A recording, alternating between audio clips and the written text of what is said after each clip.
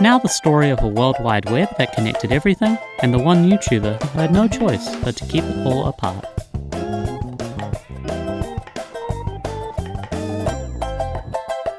It's spoiler, I hardly. Spoiler warning for everything that has come out in House of the Dragon so far, so that's the first 2 seasons and the half season that we now have out. I have not read Fire and Blood, the book that House of the Dragon is based on. I loved that episode. It feels now like the show truly is firing on all cylinders, and whatever plotline we're dropping back in with, I'm really happy. I have just watched so many TV shows, particularly procedural or case of the week kind of ones, like say Suits, for instance, is an example, where after a certain point you just know what to expect from characters in every single conversation. They just have to say the rote thing in that situation, where the character who plays it fast and loose says, I think we should do the creative out there solution, and the one who plays it by the book is like, no, we need to do this by the book. And it's like, at a certain point, if you enjoy that, that's great, but personally I feel at a certain point frustrated and disengaged with, what's the point of watching this if I know what's going to happen? Dragon Season 2 in particular struggle with that issue, and I feel like House of the Dragon Season 3 is so much past that, where instead it feels like there's so many ideas that are being discussed that's really fresh that can come about because we're bouncing off what the show is giving us, and then every time you tune into a next episode, it's like they're not letting you down at all. Characters are just saying, here are all the ideas that are coming up, and here's our thoughts about them and our next steps, and it's so good. It really engages me. Again, not necessarily the biggest things are happening, but we're just going to get into the various sides of thinking about what does it mean for an entire realm to be, in the grasp of civil war with all this loss and what we're fighting for and all that kind of stuff. I'm loving it. And what I'm also loving is I believe that this bingo, unlike last week's bingo, we're actually going to get to cross some items off the bingo. Starting from the top left as usual, house words. Yes, not only is the title of the episode unbowed and unbent, but in the conversation between Ormond and Daeron, which is the highlight of the episode to me, not the highlight, but it is up there, we do get to hear the house words, starting out with unbowed and unbent, and then later mentioning unbroken. Those are the words of House Martell, the ruling house of Dawn for, as far as my knowledge goes, all of history. They're still around when the main series is going, and I'm very curious, given that, to my knowledge, Dawn is currently outside of the Seven Kingdoms, is not ruled by a Targaryen monarch. There were so many mentions of it this episode. Is it at any point going to get involved in the war, or is it just going to sit out of it the entire time and we're just bringing it up because it gives us fun examples? I don't know either way, but it's cool to see mentions for a region that is kind of like places like the Vale to me, where Dawn is not usually the most interesting, but these are the opportunities to flesh it out and make it more interesting. Dead Targaryen in flashback/vision. No, I don't think we're going to get any flashbacks or visions at this point this season because things are marching at such a pace. There are only 3 episodes to go, which is nuts. And I think in particular what illustrates this is that Aemond at Harrenhal, we're just seeing him very quickly. He disappeared for a single season after a single episode after a massive injury, and now he's already back on his feet and killing people. It's the show telling you, okay, he's operating again, and we don't see inside his nightmares, we just see the aftermath of them and what it's getting at with him, which I think is the show essentially saying to us, okay, we did this last season with the Daemon, dream stuff. It wasn't super well received. Maybe internally they wish they'd done it differently. Maybe they're happy with what they did. I don't know. But either way, because they did all the Daemon Dragon Dream stuff last season, and because, like I keep mentioning, Aemond is so closely tied to Daemon and imitating Daemon, they can just be like, okay, Aemond woke up from a bad dream in Harrenhal. You can picture for yourself what he was seeing in those nightmares. You can picture those visions. We don't need to show them to you. So that's bad luck for my bingo, but I do think it is good for the show's pacing that we can, in a season that has to cram so much together, that we can kind of jumpstart Aemond's development in this case. Valyrian Dagger, no. Happy Pride Month Westeros, no. Aemond LARPs as Daemon. Not willing to call it yet, but he is already falling into some of these patterns with Alice, where he's relying on her as more of an emotional support, and so I can definitely see her in the next episode starting to draw a bow between them. Essos appears, no. Dragons die, no. Westerosi history. Yes, actually, the lecture that Ormond gives to Daeron to make sure that he's been keeping up with his dry history. I really like the performance through that scene. I don't think they're saying anything revolutionary, but besides it just being cool to get to see a Syvas game, which is like the equivalent of chess and Game of Thrones land, Tyrion has a couple important Syvas games in the books because he kind of likes to use it as metaphor for the argument he's making with the person he's playing against. I should really take a breath. Westerosi history is indeed what is brought up when Ormond is talking about the history of the Dornish running guerrilla warfare to get to take down the Targaryens, which is very much symbolic of the operations that he's running in King's Landing, which get really brutal. Like the ending of the episode with Daemon finding all those dead City Watch guys, that is rough. And it also reinforces what, again, I think credit goes to, I believe it was the Dragon Time guys who were saying this the other week, where they're talking about how the show can dip into different genres very easily at this point. And I feel like that was almost, Daemon getting into a bit of police procedural kind of stuff where it's, we hear, there's shouts around the corner. Me and my guy are going to grab our weapons and rush to the scene of the crime. And then we're going to interrogate the perp afterwards. That was fun. A ship sink, been there, done that. Although a certain ship might be on the rise, I guess, with Mazzari and Allison having more communication. Can't say anything there yet, but we'll keep an eye on it. A Kotsk reference. We do get a full Vow to the Seven set at some point. I remember this happening. I just don't remember the context. I don't remember who... Was it Kristen giving one of his weird speeches talking about the Smith? And yeah, I'm pretty sure it was Kristen who was unleashed in this episode. He's great, which leads us directly, in any case, there's no Kotsk reference, but that does lead me into Kristen Cole acting like Anakin/Jean. I'm gonna say no, but we could be heading towards it. Okay, he actually kind of has something in common with each of these characters in different ways in this episode. With Anakin, there is the common thread there of, even though Kristen hasn't literally been a slave, both of them have this feeling of, throughout my entire life, I've been answering to some authority or other, I've been a servant, and I just, want to break free of all that and have my own power and make my own decision. And I think Anakin is a lot worse at that than Kristen. But yeah, there is that kind of thread to draw between them. It's just that I could never in a million years picture Anakin being like, I want to charge into a situation because I have a death wish and I want to die honorably. Like, no. And Jean, for an actual Song of Ice and Fire character, there is the common thread where early Jean in the books is very much like, yeah, you can see this guy would be happy if he just died honorably in battle. He'd rather keep, living and enjoying life. But you can definitely see how this is a guy who really does not fear death.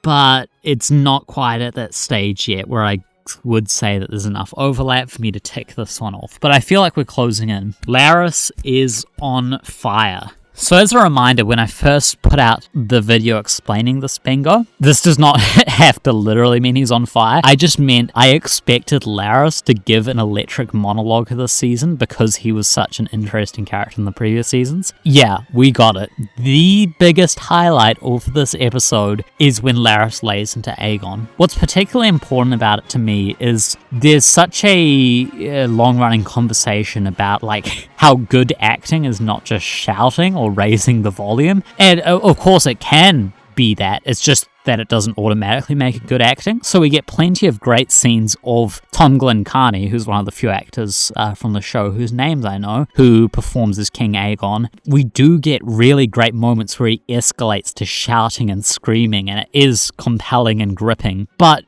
that's not always what something needs. And it was so satisfying, fascinating, such a mic drop moment when Larys is finally pushed over the edge.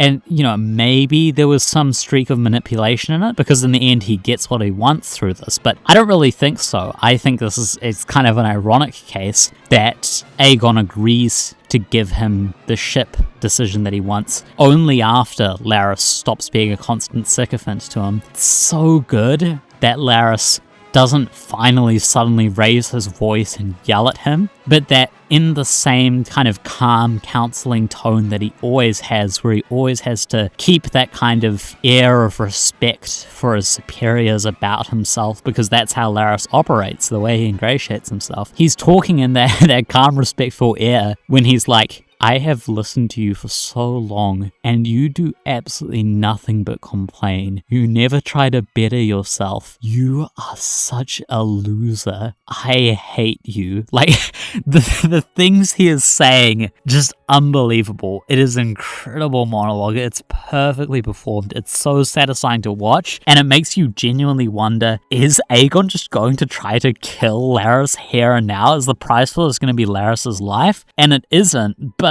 you can kind of feel how it creates this, nervous, angry energy in Aegon that gets released at the end of the episode when he goes and murders Janos. Well, I mean, he was protecting his property, but I think stabbing someone because they tried to steal your crown, yeah, I don't endorse that. And that also is a really interesting moment, because the way we've been looking at this arc so far is Aegon is getting humbled and he's living down with the peasants, and maybe this truly terrible king and truly terrible man he's never going to have a redemption, but maybe he will get a little sense into him, will become, have some potential to do something. And I love that moment where the way he finishes up in this episode is he stabs a guy to death and he's leaning on his chest and hand over his bleeding mouth and everything, and he's smiling while he's doing it, compared to the previous time we saw him personally kill someone was just this desperate stabbing with an arrowhead. And it's like, oh, okay, what we were expecting was he goes, down to his roots and he gets a bit of sense, he becomes a little milder.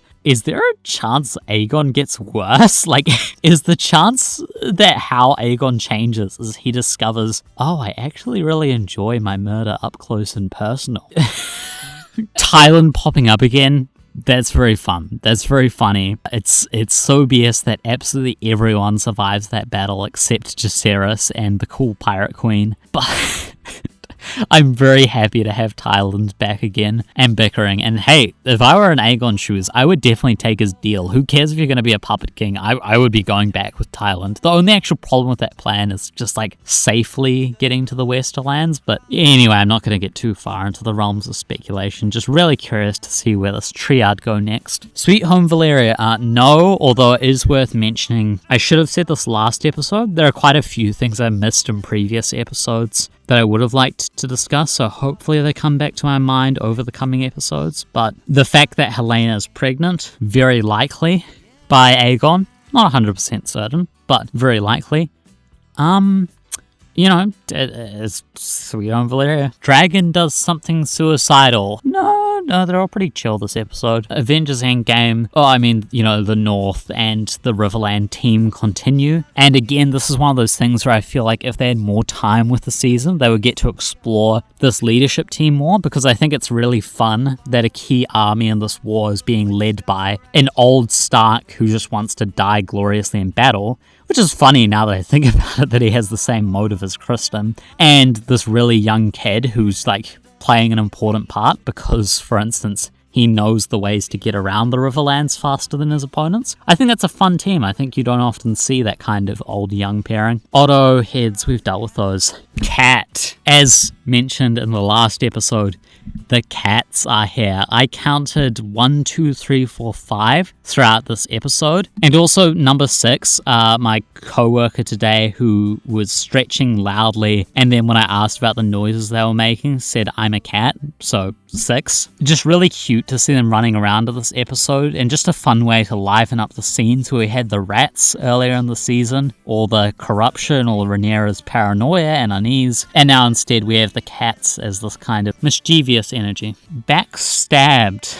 I still think we're pretty all good for betrayal at this stage. There are potential betrayals in the works. Is the Lady in the Veil going to do something? Is Alice going to flip on Daemon's side? Is Mysaria, contemplating where her career might lead her? I'm not sure. Grand Maester Orwell conspires. I think this was a pretty Orwell light episode. I don't really think he has any notable moments. Aegon, well, he's got to soon be going somewhere. I feel like now that he's just murdered Janos. I mean, probably the funniest outcome is he just takes over the Rook's Rest colony and starts governing it, whether or not he actually... Well, in that situation, he probably does put the crown on his head, whether he openly proclaims himself King Aegon, or is just like, I'm just the king of Rook's Rest. But I don't think he's getting gone at this stage. I do get some sense that, okay, the window of opportunity for that may have passed. Even if he agreed for a moment with Larys that they should sail away, now that the complicating factor of Thailand has showed up, and now that there's the complicating factor of him murdering Janos, I don't know how likely it is that they do just sail away. Peaceful retirement. Helena and Alicent doing their best to work towards it. Will they live? I don't know. Night in full plate, dealt with that. Rhaenyra and Alicent communicate. I don't actually think there's any of that this episode, but that's besides the point. 4 weddings and or funerals. Still no weddings and or funerals. There is no shot that I'm going to reach this. Did I have any other thoughts on what was such a fantastic episode? Because, oh yes, I do. 3 things to say. Number 1, once again, it feels like a result of the crunch of the rush of the season, that it's not paced as smoothly as I'd like, but we are getting this escalating insurgency in the capital that's very much mirroring the Marine situation in Game of Thrones and A Song of Ice and Fire, and I think that's interesting. I look forward to seeing where that goes. It fits with Ormond's kind of canny approach, and it's interesting, not because I think random City Watch guys getting murdered when they kind of have it coming is that interesting. It's interesting because it exacerbates divides between Rhaenyra and Daemon and Mysaria about what each of them are going to do. I have one complaint about this episode before I get to the bit that I really, really liked, that I haven't zoned in on a ton yet. And my one complaint is I think Alice is actually really mishandled throughout this episode. I think most of her interaction with Aemond is good. I like that I wasn't sure if she was knitting or what by the bed, but whatever craft she's working on, I think that perfectly fits her personality. I think the problem is basically there's too much tell, not enough show with her confronting the various bounty hunters coming through. Again, I think there's pacing issues here where there are clearly scenes that should be spread out over multiple episodes, and they can't be in a season that is this crushed. When I want this mystical, magical figure where you're not quite sure what her deal is, where she's meant to be unnerving, I really don't like that her first confrontation with the bounty hunters is, I'm going to dissolve into a swarm of bats in front of you and spook you out of... I want to see her be so unnerving that these 3 chicken out from even talking to her and get out of there without her having to even move in front of them. Whatever noise or disturbance there is around the corner, whatever she is saying should be enough to get them to run. And when they have those guys who, for God knows what reason, decide to scale the side of Harrenhal, which seems really silly, we are hitting the point with the show where it just has to be said.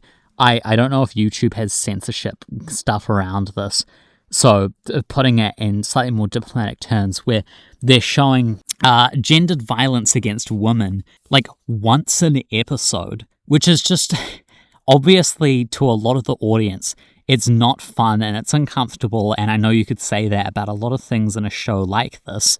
Again, it's once per episode, and to me, it going beyond thinking about audience sensibilities and discussions around triggering material and all those kinds of things, setting that aside and just talking about what is actually good writing and compelling storytelling, this seems to me so lazy and so what is going on in that writer's room that are otherwise consistently doing such a banger job throughout the season. I just sort of something random to shout out where we get to see Adam and Baylor have a really nice conversation, and just looking at the vista of those 2 standing in, I think it's a farm, and the rolling hills behind them. It's oh my God, there's so much more potential for fantasy here than I realized previously that this Game of Thrones show had. This feels almost like it's its own world they're out in. This is so cool with representation and fantasy, and having these black characters that they just didn't have in the original Song of Ice and Fire. Pretty much Area Hota? Real tangent to bounce off on, but that is an example of where the show has grown in being considerate around, here's how we can incorporate different experiences and perspectives and leverage that into the story we're telling. And bouncing back to the Alice thing, if you're trying to show men attacking women in that way once per episode, like, you're completely missing out on all of the other ways in which you can depict things like aggression and danger and discomfort that are all obviously central to a show of this nature, which the tone of which is dark and grim and violent. And there are all kinds of situations where it's just a character gets approached by other characters when there's no one else around and they're really uneasy. There are all kinds of other ways in which you can do it, which are still compelling, which are compelling, because it's not compelling in the way that they're doing it at the moment. So, for instance, easy example that comes to my mind, if you want to demonstrate in this scene that there are a lot of men who, given the opportunity where there's a bunch of them and there's just one woman, and they want to they feel instinctively uncomfortable about her being in a position of power over them and being unnatural and outside the order of things, and they feel the need to violently correct it. All you need to do in that scene, instead of having someone give the same old line we've heard 100 times about, I haven't had a woman in weeks, all you have to do is just have one of them say, I hear her powers in her hair, and another of them tries to cut her hair, right? I know this sounds completely out of left field. All you're doing there is just introducing, so they're uncomfortable about this witch in this place, and they get their own rumored notions. It could be true, it could be false. You never need to confirm or deny in the show that we're doing the biblical reference thing where her power comes from her hair. I don't want to write a story where her power literally comes from her hair. All I'm saying is you can write a viscerally uncomfortable scene for several seconds where they're trying to cut off her, beautiful long locks, and she's, resisting that. And then Aemon shows up and kills a bunch of them. And in that way, you still preserve her mystique. You still create some sense of they're looking at this vast and unfathomable and alien power and they don't know what to do about it, and they resort to this horrible, violent approach. You can do all of that kind of stuff in an interesting way instead of just taking me completely out of the scene, because it's like the 5th time this season that we've had the writers go, okay, so we have a confrontation that we want to write between a man or men and a woman that we fear is going to get violent, and there's power dynamics and blah, blah, blah. What do we go? We just go to the exact same kind of violence. And it's like, I don't know how to get through to these writers that violence is carried out in other ways, that there are plenty of situations in which a woman is not looked at as a sex object and is still threatened, is still treated as something uncomfortable that has to be subjugated. There is a lot to explore there in the space of ideas. There's so many good ideas in this show, and I just don't know why they keep going back to this well again. I know I've gone on for a really long time about this for something that didn't bother me that much, but it's just a great chance to get to talk about something that's kind of been bugging me for a while about a lot of shows and coming up in various contexts. So there you go. Once again, as the counter that I go to for talking about what prestige TV, what good exploration ideas can look like, and or has a great episode that in part goes into this kind of attempted violence against women, because it's one that trades in things like, okay, for instance, how are undocumented migrants uniquely vulnerable to this kind of abuse of power and authority and the law? And, that's the kind of thing where I'm not saying full stop that you can't do that kind of thing in a show. I'm just saying if you keep doing it in every episode, I think there's clearly a problem in the writer's room. No more of this in season 4, please. The final thing that I wanted to talk about with this episode, so long as we're on that theme of violence, because I think you can just explore endlessly motives coming in for people in that space and how it fractures out into the world. The Kristen Cole and Gwaine stuff in this episode is absolutely legendary. We're getting to see a type of army and fighting that we've just never really seen in these shows before, with their guerrilla warfare, with the ways that they're dressing themselves up. And Kristen's motivations end up being so sick, and I'm so curious how it's going to interact with Gwaine, because Gwaine has been following him as this kind of... Gwaine has been gradually almost warming to Kristen as, wow, you actually are an honourable soldier who's dedicated to carrying out the cause, even though at the same time Gwaine is like, I think we should just surrender and go home. And now we've hit the breaking point. That's the point.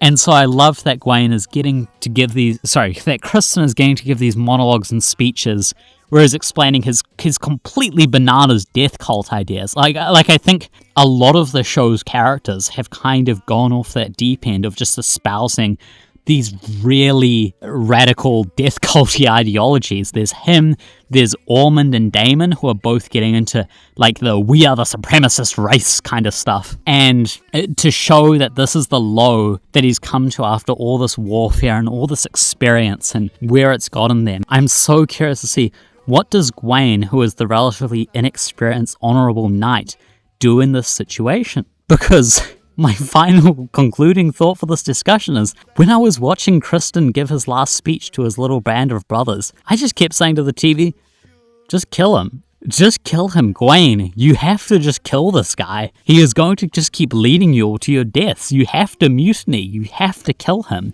Like, it's one thing when we talk about, without spoiling anything, there is a mutiny in the main Song of Ice and Fire Game of Thrones series, which I don't think many people come out as endorsing or anything, but like, if you squint, you can see the case for it. This to me is a much more open and shut case of like, you have to be really dishonorable and just murder this guy while he's sleeping. I don't think there's any other way of getting out of this situation, and I think it's the thing you've got to do, but can the honorable knight actually bring himself to do that? And more to the point, if Kristen even gets the chance to defend himself, because, you know, he is a wily guy, I don't think you can catch him unawares in the night.